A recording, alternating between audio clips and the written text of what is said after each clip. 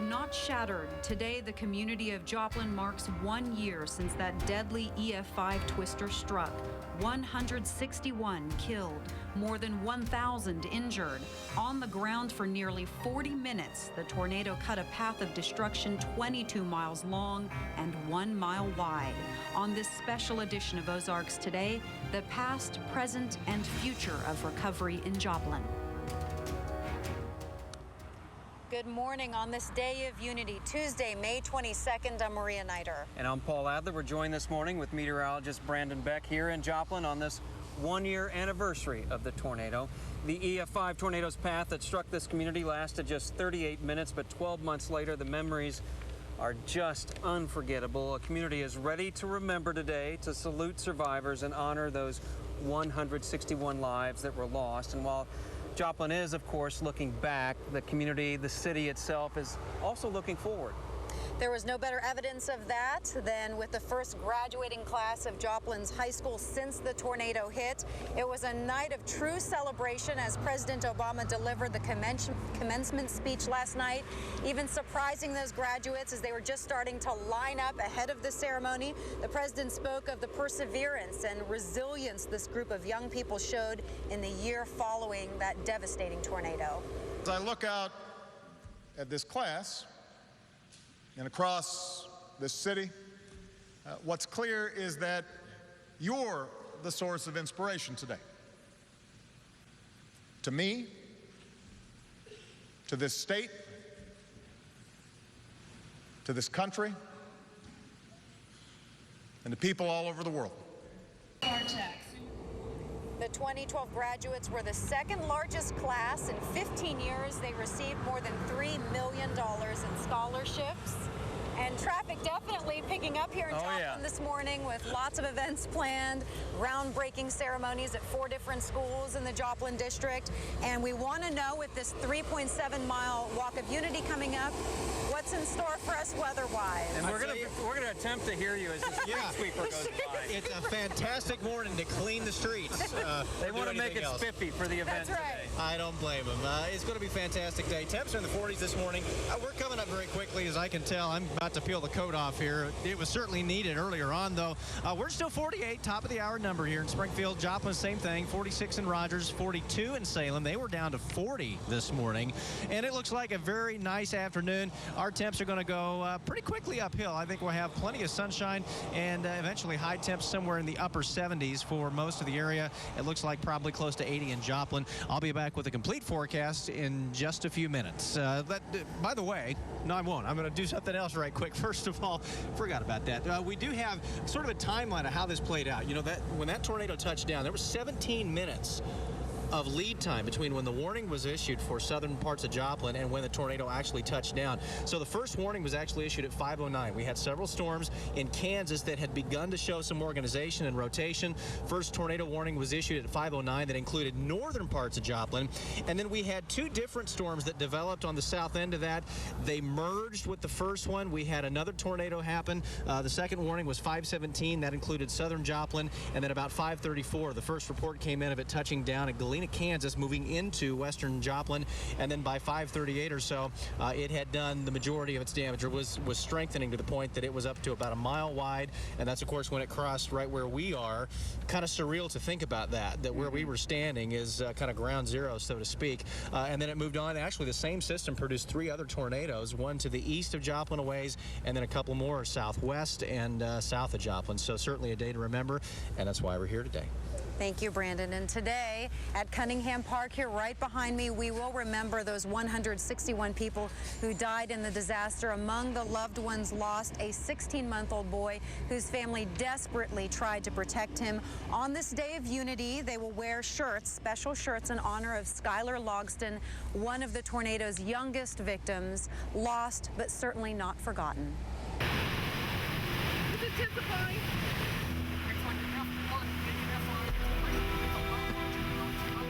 Next thing I know is I'm looking up and our roof's gone, and I can see a car way up there just going around and around and around, and that was it.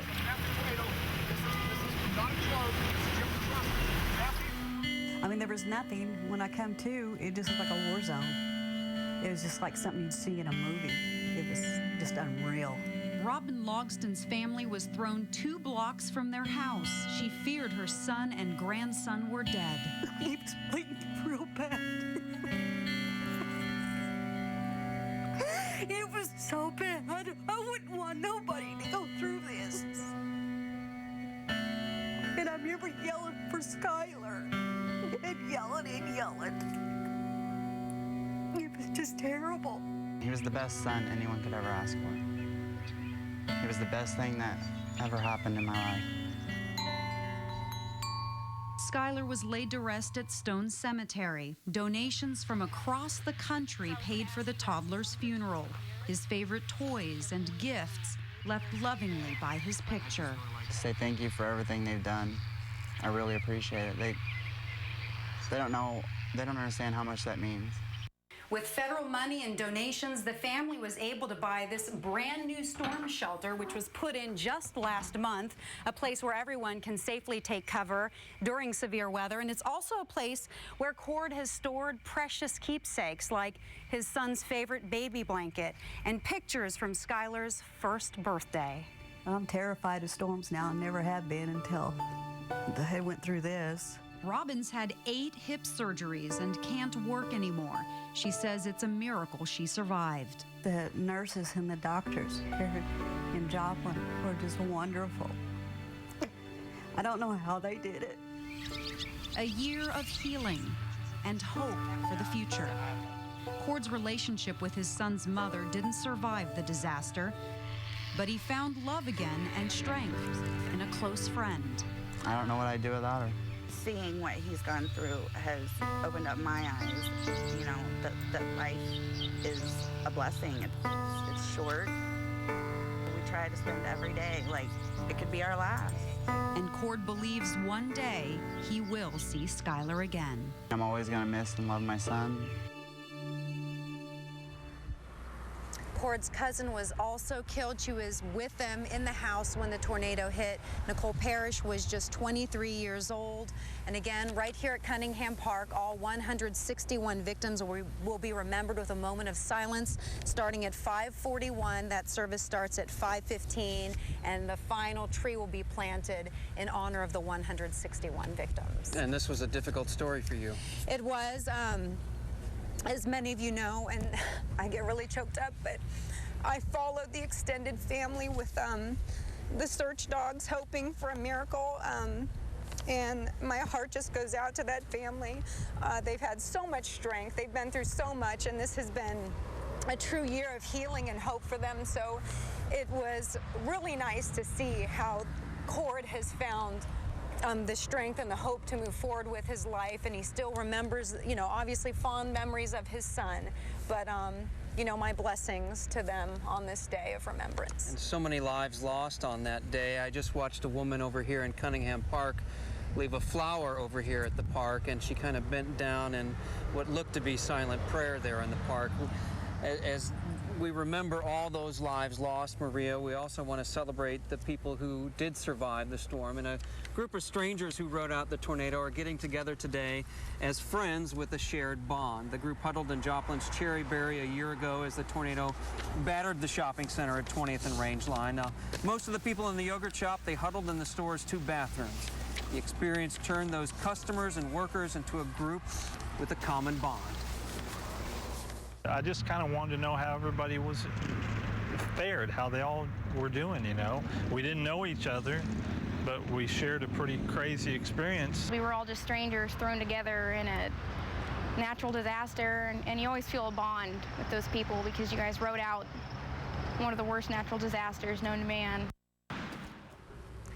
And they'll gather here in Cunningham Park, 4 o'clock this afternoon. They do hope to have a barbecue sometime later this summer that's away from this emotional date, the 1-year anniversary. Meantime, the owner of the Cherryberry tells me that she does plan to rebuild. There's some dirt being moved right now, but she doesn't have a grand reopening date set at this point in time, Maria. Lots of celebrations as we see all of those businesses start to reopen, that growth back in this area, and that true strength you see here in Joplin. And all you have to do is look around to witness that today and that spirit here. Yeah, 700 permits have already been issued for new homes, and another 3,000 have been issued for rebuilding and repairs. Of the 553 businesses destroyed or damaged, 446 have already reopened or are in the process of opening. And with those doors opening comes the return of jobs. That's right. Most of all, it's been this community's willingness to lend that helping hand that's brought them this far. It's been amazing to see the sense of community. I mean, people say that, but it is so true. I don't know anywhere else that I've lived nationally or internationally where I think the community could have pulled together like people have done in Missouri. So that is a really beautiful thing to see. More than 130,000 people from all over the world poured into the city to help Joplin get back on its feet. And coming up next on this special edition of Ozarks Today, we're going to take a look at the weather. It dropped down into the 40s, the low 40s in some spots, but the sun is up. It's starting to warm up. How warm will it get? We'll find out from Brandon Beck. It's beautiful here in Joplin, and we're standing right in front of Old Glory here over Cunningham Park. And it looks like it's going to be a beautiful day on this day of remembrance, and we'll have more live from Joplin on this special edition of Ozarks Today.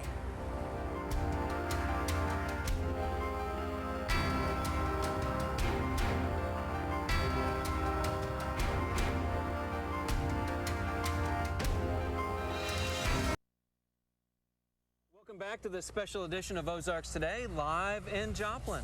It's a beautiful day this morning as we remember, rejoice, and rebuild. And happening right now at Fremont Hospital is a special event. Morning has broken. I believe a prayer service there as they look back this day. The first of many events. Yes. That's true, and the wind has kind of kicked up just a little bit, but it's a nice little breeze, unless, of course, your TV crew is stuff trying to fall over. But it's going to be a fantastic day. Current temps right now, we're warming up a little bit.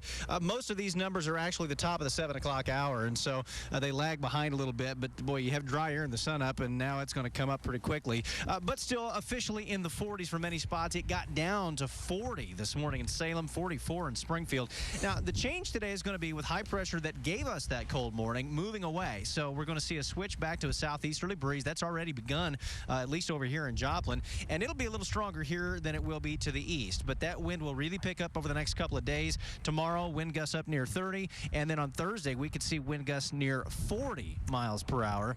That's going to mean the temps go uphill along with that. 78 or so today, maybe 80 over here toward Joplin. To the east tonight, it may get colder than these numbers. I think we're still looking at some mid-40s in those low spots over, say, Highway 63 or so, kind of like Salem and so on. Otherwise, it'll be a little bit more of a warmer morning for most of us. Temps tomorrow, add several, we'll be in the mid-80s, and then you see those lows take a jump. Now, we're going to start bringing in some moisture, but a ridge of high pressure builds aloft, and that's going to keep us high and dry, so to speak. High temps up around 90 from Friday through Sunday at least. Monday, there is a slight chance of rain. Good news is this heat wave, so to speak, doesn't really last too long. A little better chance of rain, I think, by Tuesday or Wednesday of next week, guys. Back, a look at the coping and recovery after the storm. Details on a Drury University study looking at how tornado survivors were able to move forward. More on our special Ozarks Today tribute live from Joplin in just a moment.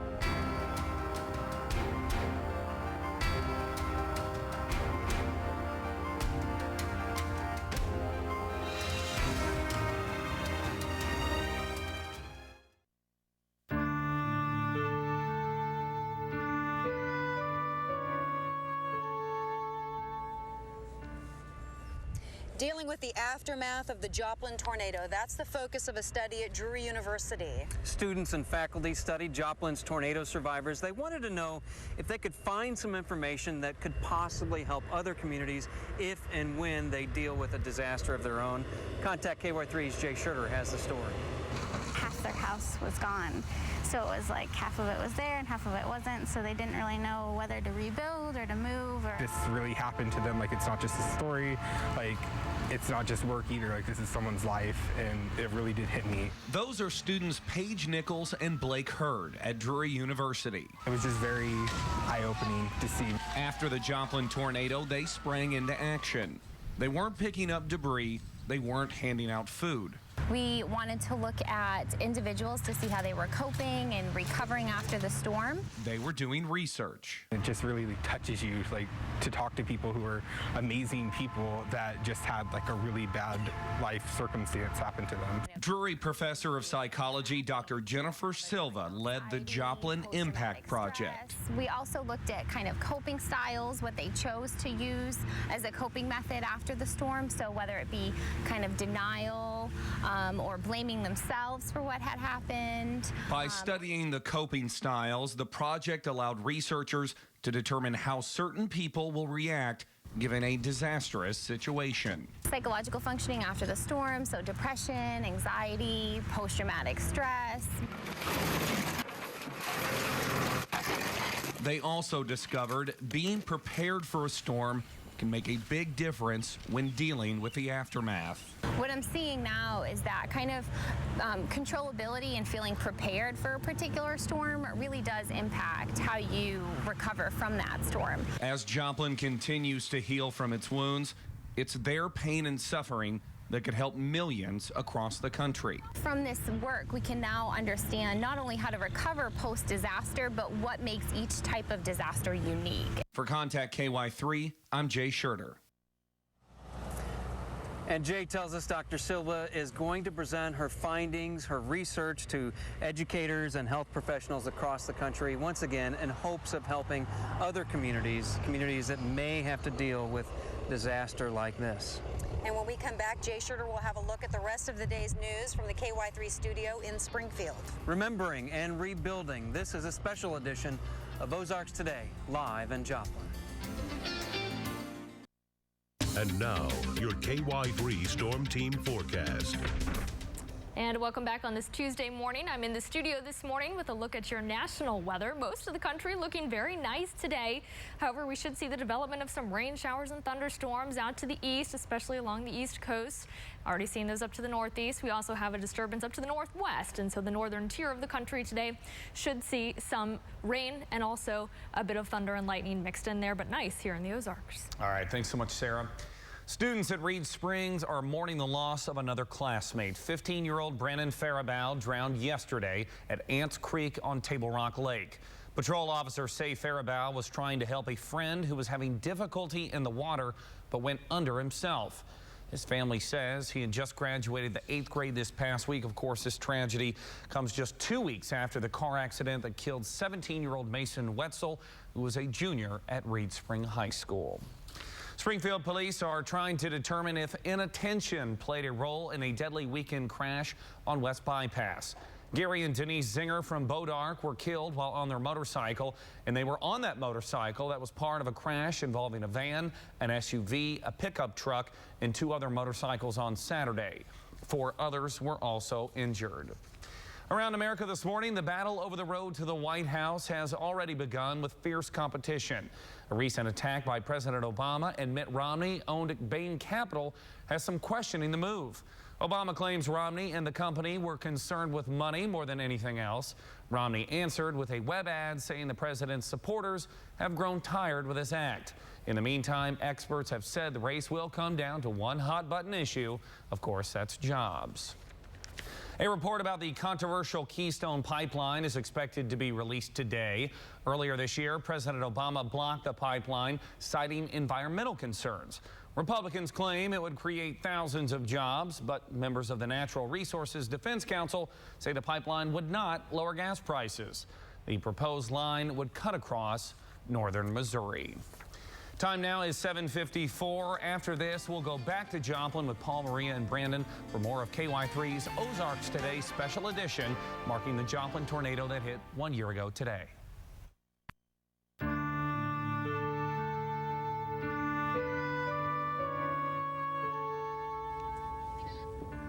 Good morning. It's 7:57. I'm Maria Nider, live here at Cunningham Park. And I'm Paul Adler. There are a number of events happening today in Joplin. In fact, one of them underway at this moment, a service at Freeman Hospital West titled A Morning Has Broken. It will celebrate the lives of tornado survivors and honor the memory of the storm's victims. At 2 o'clock this afternoon, Joplin area Catholics will gather at the cross at St. Mary's to pray.